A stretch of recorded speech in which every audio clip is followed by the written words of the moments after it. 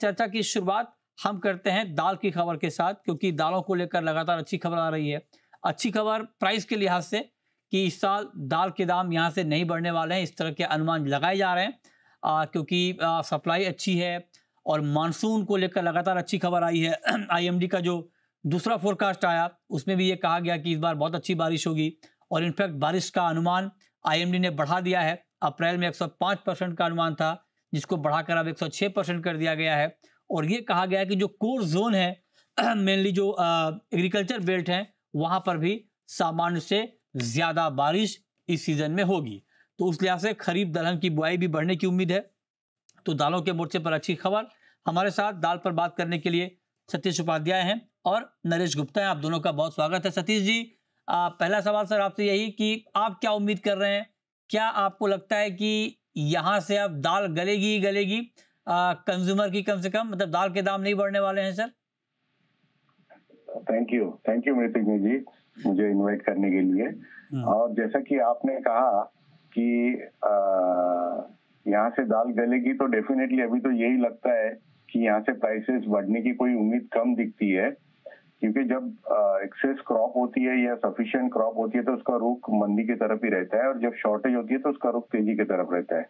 तो अभी कोई भी तरह से शॉर्टेज नहीं लग रही है, सप्लाई पूरी भरपूर है, इंडिया से भी भरपूर है, ग्लोबली भी अवेलेबिलिटी काफी अच्छी है। तो उसको देखते हुए लगता है कि पूरी साल जो है दाल रेंज बाउंड ही रहेगी, अनलेस एंड अनटिल अगर कोई बारिश का या एक्सेस बारिश होने से क्रॉप डैमेज हो जाए, या फिर गवर्नमेंट कोई पॉलिसी इंटरवेंशन करे और इस पे अगर ड्यूटी लगा देवे, तो थोड़े यहाँ से बाजार 5 से 10% तक और बढ़ सकते हैं। बाकी वो भी अभी फिलहाल दिख नहीं रहा है। अभी तो फिलहाल यहाँ से और बाजार मतलब नीचे ही लग रहा है, कोई ऐसे तेजी जैसा ध्यान तो अभी फिलहाल दिख नहीं रहा है। एक सवाल सतीश जी और, चूंकि मानसून को लेकर बहुत अच्छे फोरकास्ट आए हैं, तो क्या उम्मीद कर रहे हैं आप लोग? आईपीजीए क्या उम्मीद कर रहा है खरीफ सोइंग को लेकर, खरीफ पल्सेस की सोइंग को लेकर?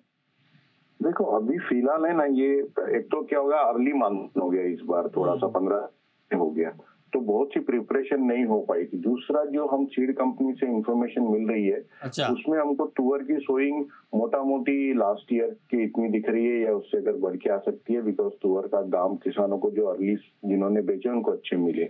लेकिन दूसरा कंसर्न है कि मेज का सोइंग भी पैरेलली उतना ही बढ़ रहा है, बिकॉज इथेनॉल के प्राइस से और मेज का यील्ड अच्छा मिलता है, उनको रियलाइजेशन अच्छा मिलता है। तो अभी गवर्नमेंट को यही फोकस करना है कि पल्सेस का एकरेज का बेल्ट बढ़े, क्योंकि इस साल कुछ किसानों को चने में अच्छे दाम नहीं मिले, या तुअर में लास्ट में जिन्होंने बेचे उनको अच्छे दाम नहीं मिले, तो हो सकता है वो एक थोड़ा डिविएशन हो।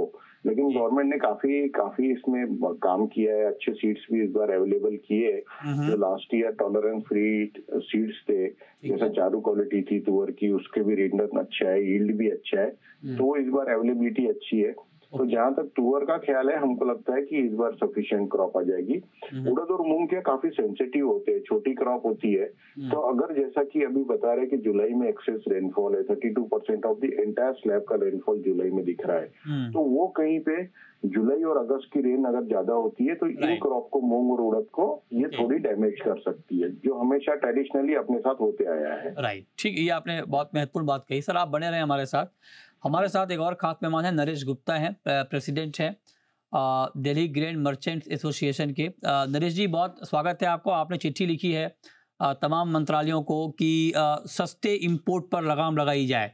जो दालों का इंपोर्ट हो रहा है उस पर आप कह रहे हैं कि लगाम लगाया जाए, क्योंकि सस्ते इंपोर्ट से इंडस्ट्री को नुकसान हो रहा है और किसानों को नुकसान हो रहा है। आपने कहा है कि एमआईपी जो है वो एमएसपी से 5 से 10% ज्यादा होनी चाहिए। आपको मतलब ये जो आप लिख रहे हैं लेटर, इसके पीछे सेंस क्या है? मतलब आपको क्या लग रहा है कि अभी सस्ता इंपोर्ट नहीं रुकने वाला है?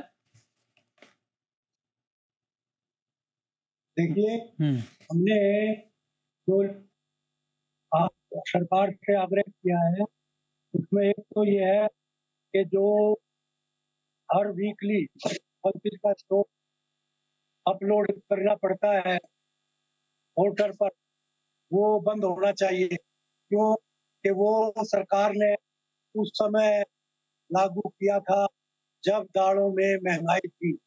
अब 8-10 महीने से दालों की सप्लाई, दालों के सरप्लस है, और दालों के दाम जो है वो बहुत कम हो गए हैं, एमएसपी से भी कम हो गए हैं। तो इसलिए उस पोर्टल पे वीकली स्टॉक अपलोडिंग की कोई वजह नहीं है, जिसकी वजह से बाजार में व्यापारियों में पैनिक रहता है और व्यापारी जो है फिर दिल्ली जैसे शहर में जो उत्पादक नहीं है, कम माल मंगवाता है स्टॉक अनलोड करने के पैनिक से, तो उसकी वजह से व्यापारी कम काम करता है और व्यापारी को कंप्लेंट्स भी बढ़ जाती हैं। और दूसरा हाँ कि जो के बारे में आप कह रहे हैं, इम्पोर्ट जब एमएसपी सरकार की दाल अरहर साबुत की 7550 रुपए है, आज इम्पोर्ट अफ्रीकन अरहर का 5500 रुपए और म्यांमार का 6500 रुपए में हो रहा है। तो यहाँ का किसान कैसे मतलब फिर आगे फसल ज्यादा उगाएगा, क्योंकि जब उसको एमएसपी से पैसे नहीं मिल रहे और उड़द में भी म्यांमार का 6700 रुपए आ रहा है, एमएसपी उड़द 7400 रुपए भारत सरकार की, मसूर की एमएसपी 6700 रुपए है सरकार की, और जो कनाडा ऑस्ट्रेलिया से इंपोर्ट हो रहा है वो 5900 रुपए है, और चना जो है ऑस्ट्रेलिया और तंजानिया से वो भी एमएसपी से कम भाव में इंपोर्ट हो रहा है, और मटर ऑलरेडी जो है ओके मतलब आप ये कह रहे हैं कि जो सस्ता इंपोर्ट हो रहा है और आप कह रहे हैं कि जितने भी दालों का इंपोर्ट हो रहा है वो एमएसपी से कम के भाव पर हो रहा है, इससे किसानों को मैं आता हूं सर, आप जो बात कह रहे हैं बहुत महत्वपूर्ण है। तो आपने दो बात कही, एक तो कि एमएसपी से कम के भाव पर इंपोर्ट नहीं होना चाहिए, इससे मैं एग्री करता हूं कि ठीक है, ताकि किसानों को नुकसान ना हो, किसान प्रोत्साहित कैसे होंगे, अगर सस्ता इंपोर्ट होगा तो फिर वो खेती कैसे करेंगे। लेकिन दूसरी जो बात आपने कही कि जो स्टॉक डिस्क्लोजर के नियम है इसको अब बंद कर देने चाहिए। अगर मान लीजिए कोई व्यापारी ठीक तरीके से काम कर रहा है, कोई दिक्कत नहीं है, तो फिर स्टॉक बताने में क्या हर्ज है? नरेश जी। लेकिन जब ये हमारे ऊपर कोई लाइसेंस नहीं है व्यापारी पर, और ये स्टॉक वाला इन्होंने पिछले साल मार्च अप्रैल में शुरू किया था, पिछले साल मार्च अप्रैल में, जबकि तुअर के उड़द के दाम जो है एमएसपी से 15% ज्यादा थे, और आज जितना स्टॉक है उतना स्टॉक बताने में क्या हर्ज है? मैं कह रहा हूँ अगर स्टॉक आपके पास है और वही स्टॉक आपको बताना है तो इस सांच को आंच क्या है? ऐसा है, फिर व्यापारी जो है ना, दिल्ली को उत्पादक मंडी तो है नहीं, फिर व्यापारी जो है दिल्ली जैसे शहर में कम व्यापार करता है, कम माल मंगवाता है, उसको डर बना रहता है कि भाई कोई ना कोई पैनिक बना रहता है व्यापारी को। और दूसरा एक कंप्लेंट डर तो सरकार को भी रहता है कहीं होर्डिंग शुरू ना हो जाएगा। ठीक है, ये अलग मसला है। हाँ, ये आपने महत्वपूर्ण बात कही। अच्छा सतीश जी, आप एग्री करते हैं कि अब चूंकि दालों के दाम बहुत कम हो गए हैं तो जो स्टॉक डिस्क्लोजर के नियम है उसको हटा देने चाहिए, आप एग्री करते हैं सतीश जी? देखिए, ये जैसा अभी नरेश जी ने कहा, उसके दो साइड है। एक तो जो कंप्लायंस वाला पार्ट है ना, उसमें बहुत से छोटे व्यापारी जो है वो कंप्लायंस के चक्कर में या गवर्नमेंट को इन्फॉर्मेशन देने के चक्कर में थोड़ा सा हिचकिचाते हैं और उनकी कुछ डिफिकल्टीज भी है। लेकिन ऑन द कॉन्ट्ररी, अगर आप गवर्नमेंट के पॉइंट ऑफ व्यू से सोचे तो उनके पास में डाटा रहना चाहिए, उनको फिगर रहना चाहिए, पता रहना चाहिए कि क्या स्टॉक का अवेलेबिलिटी है। गवर्नमेंट के पास जो है पूरी एंटायर क्रॉप का 10 से 15% के ऊपर गवर्नमेंट प्रोक्योर नहीं कर पाती है, बाकी तो व्यापारी ही करता है। अगर 85% 80% जो माल है वो व्यापारी किसान से लेता है। तो गवर्नमेंट का पर्पस है कि उनको इंफॉर्मेशन चाहिए, अवेलेबल इंफॉर्मेशन चाहिए to check the stock availability and, और वो मॉनिटर करते रहे। बाकी नरेश जी का जो सवाल, नरेश जी का जो पॉइंट है वो इसलिए जायज है कि कई जगह हमने देखा है कि जैसा ही आप स्टॉक को अपलोड करते हो तो बहुत सारी कंप्लेंट्स हो जाती है, लीगल लोकल डिपार्टमेंट के कंप्लायंस हो जाती है और व्यापारी खुल के व्यापार नहीं कर पाता है। आज सपोज मुझे अगर स्टॉक कंप्लायंस नहीं है, अगर मुझे गुजरात में चना ठीक लग रहा है मैं ले लूं, वहां पे मुझे महाराष्ट्र में रार आज नीचे मिल रही है मैं ले लूं, वो हिचकिचाता है। आप जो बात कह रहे हैं सतीश जी, आपकी बात ठीक है, लेकिन मैं जानना चाह रहा हूँ कि फिर आपका स्टैंड है क्या? जो कि आप दोनों बात से सहमत हैं, तो ये तो नहीं हो सकता कि सरकार खत्म भी कर दे, रखे भी, एक ही चीज करना होगा कुछ भी।